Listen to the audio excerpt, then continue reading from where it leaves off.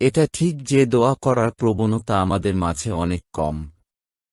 অনেক জটিল কঠিন সময়গুলোতেও আমরা আল্লাহর কাছে ফরিয়াদ করতে পারি না।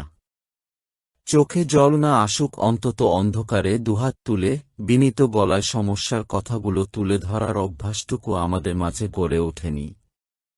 ভাবছেন কিভাবে আল্লাহর কাছে চাইবেন? একটি ছোট কৌশল শিখিয়ে দিতে পারি।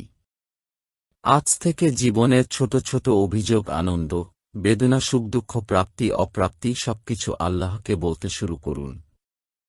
দোকানদার আপনার সাথে কর্কশ ভাষায় কথা বলছে, দোকান থেকে ফিরতে ফিরতে আল্লাহকে বলুন, হে আল্লাহ, দোকানি আমার সাথে কর্কশ ভাষায় কথা বলেছে, আমার একটু কষ্ট লেগেছে, কিন্তু আমি ধৈর্য ধরেছি, আমি খারাপ আচরণ করিনি।